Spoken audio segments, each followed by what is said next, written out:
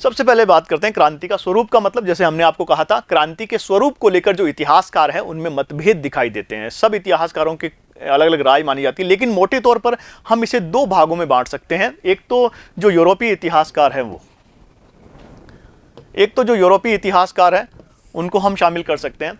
यूरोपीय इतिहासकारों का जो इस क्रांति को लेकर 1857 की क्रांति को लेकर जो मत है उनका ये मानना है कि ये एकमात्र सैनिक विद्रोह था। उनका ये मानना है कि ये एक सैनिक विद्रोह मात्र था, वो इसे एक सैनिक विद्रोह के रूप में देखते हैं। इसके अलावा वो ये भी मानते हैं कि केवल ये मुस्लिम षड्यंत्र था, और उनका ये मानता है कि सामंती वर्गों का विद्रोह था, ईसाइयों के विरुद्ध एक युद्ध के रूप में वो देखते हैं, या फिर इसे श्वेत या काले लोगों के मध्य श्रेष्ठता का युद्ध मानते हैं, वो संघर्ष। इसके अलावा बर्बरता और सभ्यता के बीच का युद्ध मानते हैं। तो कुल मिला के जो यूरोपीय इतिहासकार हैं उनका जो मत है वो काफ़ी बायस नज़र आता है। उसमें हमें ये दिखाई देता है कि ये जो मत है इनका एक तरफा मत हमें दिखाई देता है। जबकि दूसरी तरफ जो भारतीय इतिहासकार हैं उनका ये मानना है कि ये जो क्रांति थी ये एक सैनिक असंतोष से शुरू हुई थी। हालांकि ऐसा था कि हमने देखा था कि ये क्रांति जो है मेरठ से शुरू होती है। 10 मई 1857 ईस्वी को जो मेरठ का विद्रोह है वहाँ से ये क्रांति शुरू होती है। शुरू में हमें क्या दिखाई देती है, ये एक सैनिक विद्रोह के रूप में शुरुआत होती है, लेकिन आगे जाकर इसमें भारत के लगभग हम देखते हैं कि देश के सभी वर्गों ने इसमें भाग लिया था, चाहे वो किसान वर्ग हो, चाहे वो जमींदार वर्ग हो, चाहे शासक वर्ग हो। सभी वर्गों ने, आम जनता ने भी इसमें किस प्रकार क्रांतिकारियों की सहायता की थी उस विद्रोह के दौरान।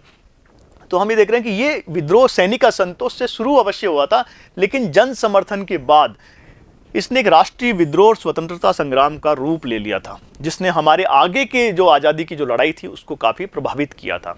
तो यहाँ दो मत हमारे सामने मुख्य रूप से हैं, एक तो यूरोपीय विद्वानों के मत, इतिहासकारों के, और दूसरे जो मत हैं वो भारतीय इतिहासकारों के मत हैं। तो आपको जब इसके बारे में अध्ययन करना है तो दोनों के मतों को हम लोग देखेंगे, और उसके बाद ये देखेंगे कि आखिर इसका क्या वो मत सही है अथवा नहीं। आइए शुरू करते हैं। तो पहला लेते हैं सैनिक विद्रोह।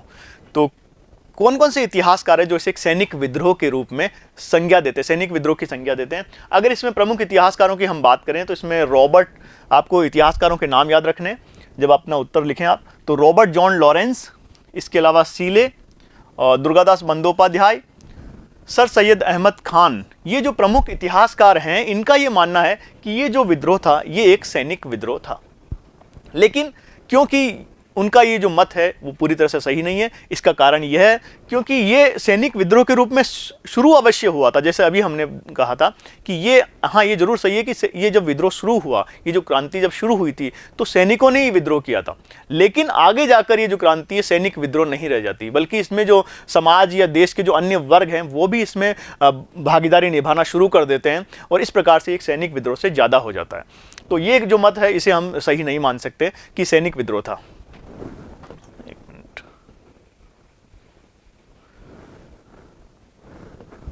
इसके अब बात करते हैं आगे, ये मुस्लिम प्रतिक्रिया।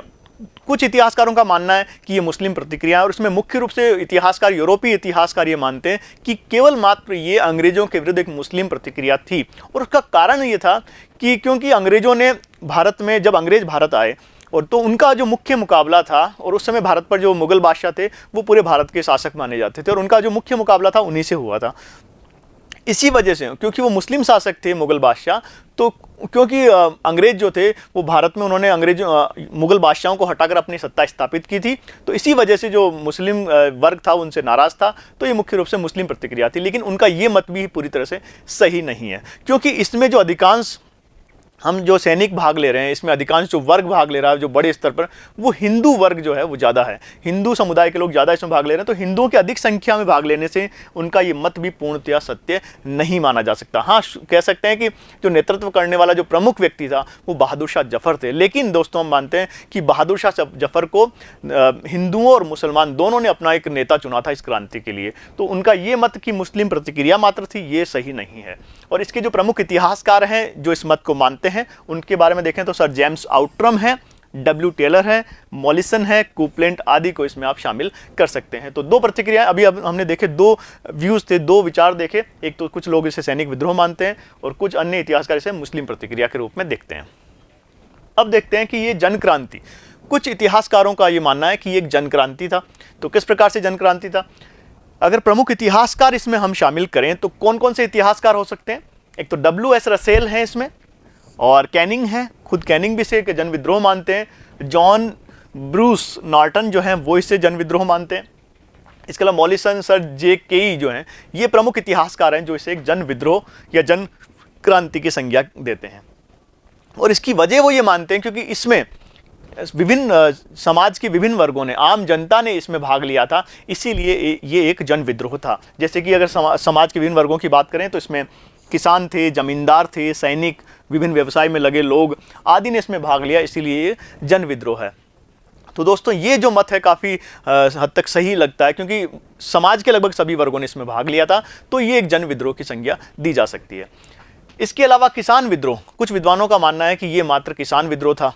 कैसे? तो किसानों की एक महत्वपूर्ण भूमिका के कारण, क्योंकि अधिकांश जो सिपाही लड़ रहे थे ऐसा मानते किया था, और इसमें से जो अधिकांश सिपाही जिन्होंने क्रांति में भाग लिया था उनमें मुख्य रूप से अवध और बंगाल के जो सैनिक ज़्यादा थे। और वो जो सैनिक थे वो मुख्य रूप से उनका जो नेटिव प्लेस था, यानी उनका जो घर था या जिस गांव से वो आए थे वो मुख्य रूप से किसान परिवार थे।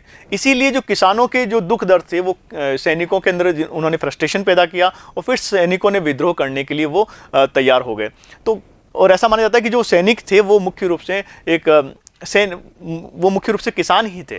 तो वो किसान, सैनिक की वेशभूषा में एक तरह से वो किसान माने जाते हैं। तो इसलिए कुछ विद्वानों का मानना है कि इसमें किसानों की ज़्यादा महत्वपूर्ण भूमिका थी, इसीलिए ये एक किसान विद्रोह था। लेकिन क्योंकि समाज के अन्य वर्गों में, ये मत भी पूरी तरह से सत्य नहीं है, क्योंकि समाज के जो अन्य वर्ग थे उन्होंने भी इसमें भाग लिया था, तो इसमें जो हिस्सा लिया था, एक सक्रिय भागीदारी निभाई थी, इसीलिए ये जो मत है कि केवल किसान विद्रोह था ये भी सही नहीं माना जा सकता। अब बात करते हैं कि राष्ट्रीय विद्रोह। अधिकांश जो भारतीय इतिहासकार हैं वो इसे राष्ट्रीय विद्रोह की संज्ञा देते हैं। हालांकि कुछ इंग्लिश इतिहासकार, कुछ यूरोपीय इतिहासकार हैं वो भी मानते हैं कि ये एक राष्ट्रीय विद्रोह था। राष्ट्रीय का मतलब पूरे देश भर में फैला, इसलिए राष्ट्रीय विद्रोह था। इसमें जो प्रमुख इतिहासकार हैं उनमें हम देख सकते हैं कि बेंजामिन डिज़रेली जो हैं वो इसे राष्ट्रीय विद्रोह मानते हैं। इसके अलावा अशोक मेहता जो एक प्रमुख इतिहासकार हैं वो भी मानते हैं। डॉक्टर सत्या राय जो हैं वो भी मानते हैं कि ये एक राष्ट्रीय विद्रोह था। और अशोक मेहता जो हैं वो अपनी किताब द ग्रेट रिबेलियन, याद रखिए इनकी बुक का नाम है द ग्रेट रिबेलियन, में लिखते हैं कि ये एक राष्ट्रीय विद्रोह था। इसके अलावा डॉक्टर सत्या राय जो हैं भारत में राष्ट्रवाद नाम के अपने ग्रंथ में, अपनी पुस्तक में इस बात का उल्लेख करते हैं कि ये जो 1857 की जो क्रांति थी वो एक राष्ट्रीय विद्रोह था।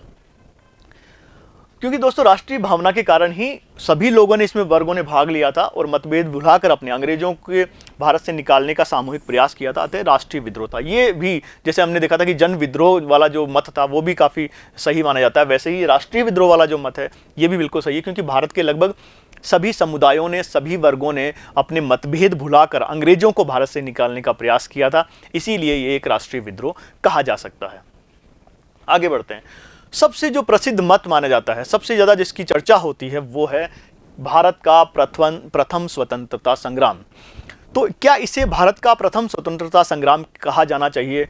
तो हम कहेंगे कि जी हाँ, इसे भारत का प्रथम स्वतंत्रता संग्राम कहा जाना चाहिए, क्योंकि हम देखते हैं कि अंग्रेजों के विरुद्ध इससे पहले कभी इतनी बड़ी स्तर पर कोई क्रांति नहीं हुई थी, कोई विद्रोह नहीं हुआ था, इसीलिए इसे हम भारत का प्रथम स्वतंत्रता संग्राम कह सकते हैं। और इस मत का जो प्रतिपादन करने वाले सबसे प्रमुख इतिहासकार हैं उनका नाम है वी.डी. सावरकर, यानी विनायक दामोदर सावरकर।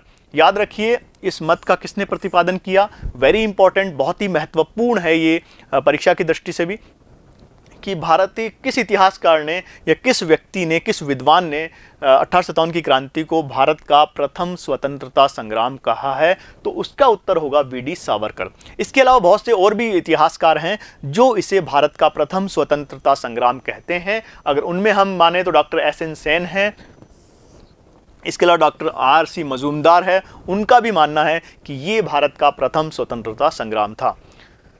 और क्योंकि भारत को अंग्रेजों से स्वतंत्र कराने का ये पहला राष्ट्रव्यापी आंदोलन था, राष्ट्रव्यापी संघर्ष था, इसीलिए इसे एक प्रथम स्वतंत्रता संग्राम की संज्ञा भी हम देते हैं। वी.डी. सावरकर की जो किताब है उसको भी नाम याद रखिए, वॉर ऑफ इंडियन इंडिपेंडेंस। बहुत ही महत्वपूर्ण है ये परीक्षा की दृष्टि से कि वी.डी. सावरकर जो है उनकी किताब का नाम, उनकी पुस्तक का नाम क्या है जिसमें उन्होंने इस मत का प्रतिपादन किया है, वो है वॉर ऑफ इंडियन इंडिपेंडेंस। तो इस प्रकार हम देखते हैं कि ये भारत का प्रथम स्वतंत्रता संग्राम था और ये जो मत है ये सबसे सही मत माना जाता है। इसकी वजह दोस्तों ये कि भारत सरकार ने पिछले कुछ वर्षों में इस तरह के सिक्के और इस तरह की मुद्राएं जारी की हैं, जो कि 150 2007 की अगर हम बात करें तो हमारे सरकार ने भी इस तरह के सिक्के जारी किए थे कि जिस पे लिखा था कि भारत की आज़ादी का प्रथम स्वतंत्रता संग्राम 1857 की जो क्रांति के 150 वर्ष जब पूरे हुए थे। तो ये बहुत महत्वपूर्ण है कि एक राष्ट्रीय स्तर पर भी और इसे एक आधिकारिक तौर पर भी हम इसे भारत का प्रथम स्वतंत्रता संग्राम मानते हैं। तो कोई मतभेद नहीं होना चाहिए इस बात को लेकर। अगर हमें निष्कर्ष निकालना है तो वो यही निष्कर्ष है कि ये भारत का प्रथम स्वतंत्रता संग्राम था, याद रखिए।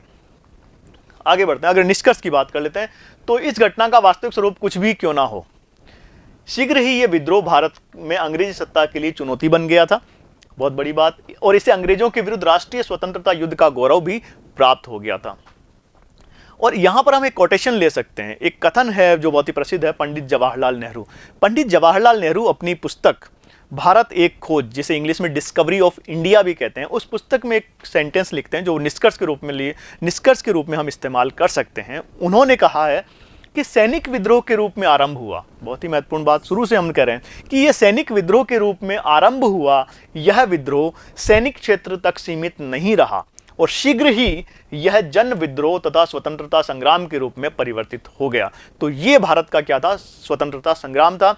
निष्कर्ष रूप में आप कह सकते हैं कि हालांकि ये जो विद्रोह था, हालांकि ये जो क्रांति थी वो एक सैनिक विद्रोह के रूप में शुरू अवश्य हुई थी, लेकिन ये शीघ्र ही अंग्रेजों के विरुद्ध एक स्वतंत्रता संग्राम के संघर्ष के रूप में परिवर्तित हो गया। तो इस प्रकार हमने देखा है कि ये जो 1857 की क्रांति का जो स्वरूप है इसके बारे में विस्तार से अध्ययन किया, इसके प्रत्येक मत के बारे में हमने जाना कि कौन कौन से इतिहासकारों का कौन सा मत है। इसके अलावा ये भी देखा कि कौन सा मत सही है और कौन सा मत सही नहीं कहा जा सकता है। तो दोस्तों जो 1857 की क्रांति का हमारा ये जो टॉपिक है ये पूरा हो चुका है और उम्मीद करता हूं कि आपके सभी डाउट्स क्लियर हो गए होंगे। जितनी तरह की आपको फैक्ट्स मालूम हुए, जानकारी आपको प्राप्त हुई है, वो आपको लाभदायक होगी परीक्षा की दृष्टि से और आपके जीवन में भी महत्वपूर्ण होगी।